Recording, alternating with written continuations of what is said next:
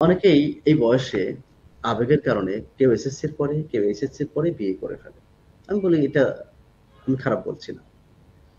কিন্তু তারা লুকায়ে রাখে। না ফ্যামিলিকে জানাতে পারছে, না তারা নিজের প্রকাশ করতে পারছে, না তারা কিছু করতে পারছে। তারা কিন্তু বিবাহিত অনেকে। জি, আমি স্যার। এরকম অনেককে জানি। আমার কাছে এসে স্বীকার করেছে। স্যার বাপ-মা জানে না।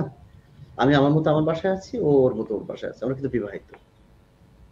এবং এটা যে এসএসসির পরে কেউ বিয়ে করেছে, কেউ আলিমের পরে, কেউ এইচএসসির পরে বিয়ে করেছে। প্রকাশ করে নাই। তুমি কি জানো? প্রকাশ করো বাড়িতে। জানাও। তোমরা লুকায়ে বিয়ে করেছো, তোমরা জানাও। এইচএসসির পরে আলিম পাস অথবা এইচএসসি পাস হলেই অথবা ডিপ্লোমা পাস হলে আইএলটিএস এ 6.5 হলে তারা যেতে পারছে হচ্ছে ডেনমার্কে। হাসব্যান্ড ওয়াইফ একসাথে। দুইজনই ওয়ার্ক পারমিট পাচ্ছে। একজন ফুল টাইম সারা বছর, একজন পার্ট টাইম। এই তথ্য তো জানে না অনেকে। অনেকে স্যার আমার তো ইয়ার গ্যাপ আছে। ইয়ার গ্যাপের পরেও তো ফিনল্যান্ডের সুযোগ আছে ইউরোপে। একসাথে যাওয়ার সুযোগ আছে। একজন সারা বছর ফুল টাইম কাজ করবে। তোমার টাকা নেই, তুমি একজনের টাকা নাও, একজনের টাকা ধার করে যাও। কারণ একজন সারা বছর ফুল টাইম কাজ করবে, একজন পার্ট টাইম কাজ করবে। তোমার টাকা তো 3 মাসেই পরিশোধ করতে পারো। ধার নিয়ে যাও, কর্জা হাসানা জায়েজ এবং এটা সুন্নাহ।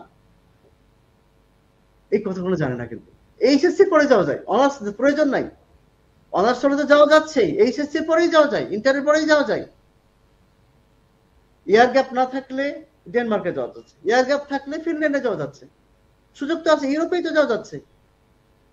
একটা মানুষ সারা বছর কাজ করবে, তারপরে হবে না। এই তথ্য কোনো জানলাম, আমরা হা হতাশ করছি, কান্নাকাটি করছি। এই সুযোগটাও তো তোমাদের আছে। এই জন্য আমি বলবো যে অর্থ নয়, তথ্য বেশি গুরুত্বপূর্ণ। তথ্য জানো, সঠিক তথ্য জানো।